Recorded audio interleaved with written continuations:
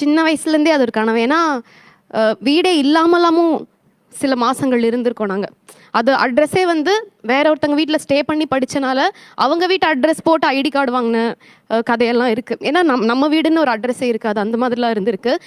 நமக்கு வந்து நல்ல வாடகை வீடு கிடச்சிட்டா சூப்பர்ன்ற நிலைமை தாண்டி இன்றைக்கி நம்மளோட பூமியில் நம்ம இருக்கோம், கீழேருந்து வானம் வரைக்கும் இது நம்மளோட இடம் அப்படின்னு நினச்ச ஒரு வீடு கட்டது ரொம்ப சந்தோஷம். அதுவுமே பிரபாவுமே அப்படி தான். அவங்களுமே சின்ன வயசு நிறைய கனவுகளோடு இருந்திருந்து அவங்க வீட்டில் வந்து ஏதோ ஒன்று வரைஞ்சி வச்சுருந்தாங்க, இது நம்ம லேண்டு அப்படின்னு வரைஞ்சி.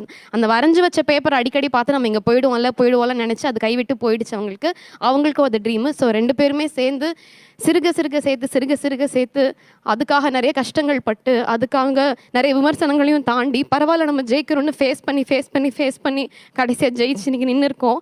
நேற்று தான் கிரகப்பிரவேசம் முடித்தோம். நேற்று நைட் அந்த வீட்டில் தூங்கியே ஆகணும்னு சொன்னாங்க. தூங்கிட்டு இன்னைக்கு காலையில் அப்படியே இந்த ஷோக்கு நாங்கள் காலையில் கிரகப்பிரவேசம் அன்னைக்கு இந்த வீட்டில் தூங்கணுமாங்க.